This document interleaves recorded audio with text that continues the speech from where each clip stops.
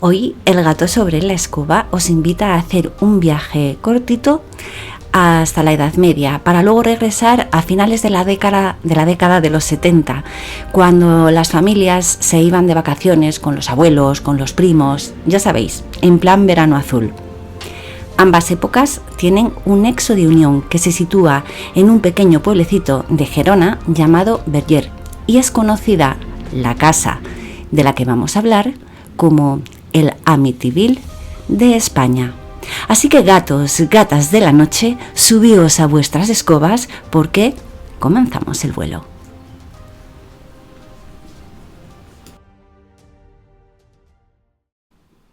Verger es un pequeño pueblo emplazado en la actual provincia de Gerona. Desde principios de la Edad Media, en ese emplazamiento, se libraron batallas especialmente cruentas que fueron acompañadas de plagas como la malaria y el tifus. Era costumbre que los terrenos anexos a la iglesia fueran considerados suelo santo, lugar donde se enterraba a los fallecidos, incluida una fosa común que acogía los cuerpos de aquellos que no eran reclamados por nadie. En el año 2012, unas excavaciones dejaron al descubierto centenares de restos humanos. Estos restos arqueológicos también mostraron que la actual casa de Verger, situada a escasos pasos de la iglesia, fue antaño un hospital para personas sin recurso. Pero vamos a explicar el concepto de esta institución. Durante la Edad Media ya comentamos en algún otro podcast que era muy común el infanticidio de aquellos niños que nacían con deficiencias. La Iglesia no aprobaba esta práctica y en su lugar optaba por exorcitar a los pequeños, con un resultado muy similar, es decir, la muerte. Todo lo que se alejara de la normalidad era considerado obra del maligno y una persona con una malformación, una discapacidad o simplemente un aspecto especialmente poco agraciado entraba en esta categoría. En otras ocasiones, las enfermedades mentales o las deficiencias no se percibían al nacer. En esos casos, muchas familias, sobre todo en el ámbito rural, optaban por mantenerlos ocultos en graneros o sótanos. Otros los llevaban a orfanatos. Los orfanatos, los hospitales para pobres y las cárceles eran prácticamente el mismo tipo de institución. Tratos denigrantes, vejaciones, ausencia de cuidados y muertes prematuras. Sus cuerpos también fueron enterrados en las inmediaciones de la actual casa, convirtiendo el terreno en una auténtica necrópolis. Quizá esta parte tan oscura de la historia pueda ser la que aporte algo de luz a los sucesos ocurridos a finales de la década de los 70 en la famosa casa de Verger, a la familia Forcadell. Nos vamos a una época en la que las familias solían aprovechar las vacaciones de verano, de Semana Santa, puentes, para estar juntos. Por ello, la familia Forcadell decidió alquilar una gran casona en el pueblo de Verger. Al ser una familia muy numerosa, necesitaban una casa grande, y aquella parecía la idónea. Se encontraba en el centro del pueblo, a escasos pasos de la iglesia, como ya comentamos, y lindando con uno de los muros del antiguo castillo de Verger. Los chicos estaban deseando que llegasen las vacaciones, no solo para descansar del colegio, sino para coger las bicicletas y pasar un verano interminable junto con sus amigos y sus primos. No era una casa bonita, era sombría, los ventanucos apenas dejaban entrar la luz y la decoración era bastante lúgubre. Estaba llena, absolutamente llena, de imágenes de santos, crucifijos, estampitas de vírgenes. Los muebles eran viejos, con desconchones. El tiempo y el uso habían hecho mella en ellos, y los armarios contenían aún ropa de inquilinos anteriores, como si se hubieran marchado con prisa, sin recoger sus pertenencias. Pero la familia solo pensaba en pasar tiempo juntos, y aquel caserón de 3 plantas, la primera reservada para la dueña de la vivienda, que nunca iba, la segunda para los mayores y la tercera para los adolescentes, era perfecta.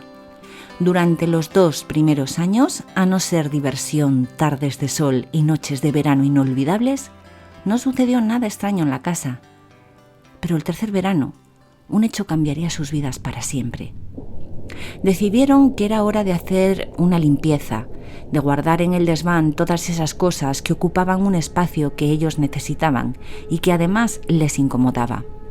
Los niños son de naturaleza curiosa, todos lo sabemos. Ayudaron a los mayores a subir algunas cajas. Pronto se entretuvieron curioseando los trastos que había en aquel desván. Y fue entonces cuando repararon en un baúl que no habían visto nunca. Lo abrieron y descubrieron algunas ropas con olor a humedad y polvorientas, cosa que no les impidió que se las pusieran y las utilizaran como disfraces. Una prenda les llamó especialmente la atención. Era una gasa negra, un velo largo, que utilizaron para jugar a los fantasmas, persiguiéndose unos a otros. El juego les llevó hasta la calle y varias vecinas miraban asombradas a los niños jugar con aquella tela. Una de las ancianas se aproximó y les dijo: «¿Qué hacéis con el velo de los muertos?». Los niños quedaron sorprendidos. La primera reacción fue quitárselo y tirarlo al suelo. Este es el velo que se utiliza para velar a los muertos en casa. Les explicaron. Esa misma noche, unos ruidos procedentes de todas y de ninguna parte a la vez comenzaron a escucharse. Pensaron que serían las tuberías. Una casa vieja tiene muchos ruidos, tablas que crujen, ventanas mal selladas, electrodomésticos en mal estado. Los ruidos no cesaron al día siguiente, ni al otro. A estos ruidos se les sumó un olor insoportable. Pensaron en algún animal muerto, en algún pequeño ratoncillo que se habría colado y había quedado atrapado por algún sitio. Algunos miembros de la familia decían que sentían una especie de presencia, que habían visto sombras, pero lo decían en plan jocoso. La risa es el mejor medio para ocultar el miedo. Los adolescentes, un grupo bastante numeroso, se había apropiado, como comentamos, de la tercera planta. Ese era el lugar ideal para ellos. Estaban alejados de la supervisión constante de los padres y a su vez permitía a los mayores tener tranquilidad, alejados del jaleo que inevitablemente montaba un grupo de jóvenes juntos.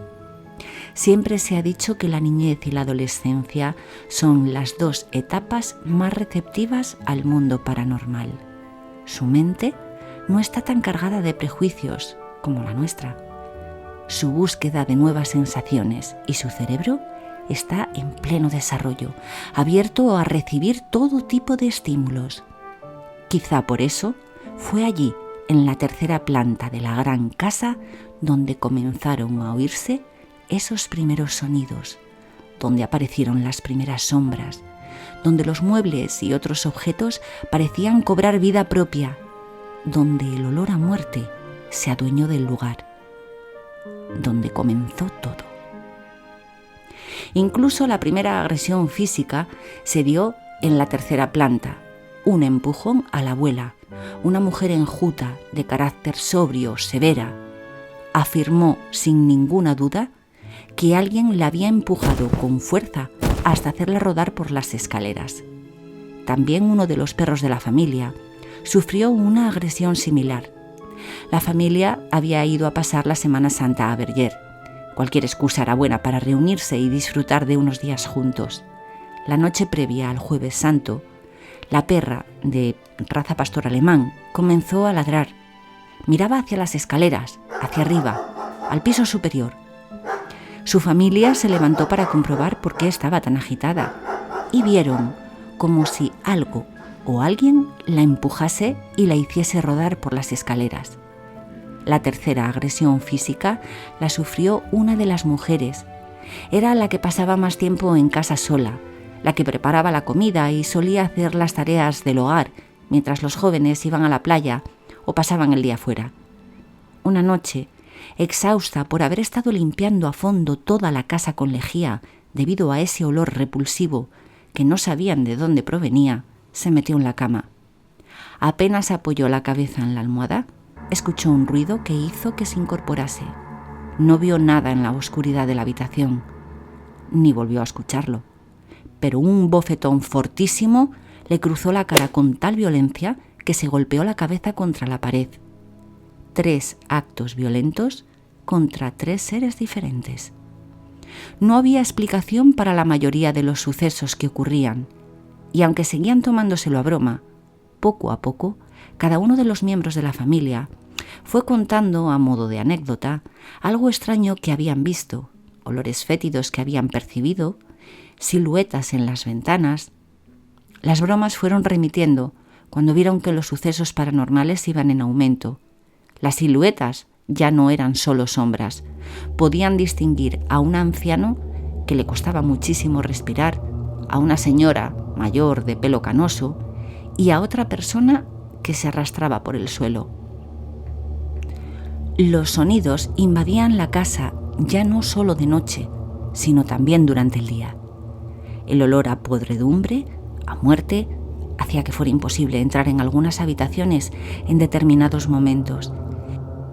Y la agresividad de quienes moraban en la casa, pero no pertenecían al plano físico, crecía. Sea lo que fuera que habitase en aquella casa, se estaba alimentando de los miembros de la familia, haciéndose cada día más fuerte. Poco a poco las escapadas a Verger se fueron espaciando. Cada vez iban menos miembros de la familia, hasta que finalmente dejaron de alquilar la casa para no volver más. Transcurrió una década. En esta ocasión, ellos habían ganado. Recuperaban su casa, su silencio. Tal vez nuevas víctimas les llegasen pronto. Y como siempre, yo solo os he contado una historia. Gatos, gatas de la noche, bajaos de vuestras escobas, maullad a la luna y esperad a que esta gata regrese para contaros una nueva leyenda, un antiguo relato o una inquietante verdad. Y por favor, si el vídeo os ha gustado, dadle un like, suscribiros o haced un comentario. Es la forma de que esta escoba cada día vuele más alto.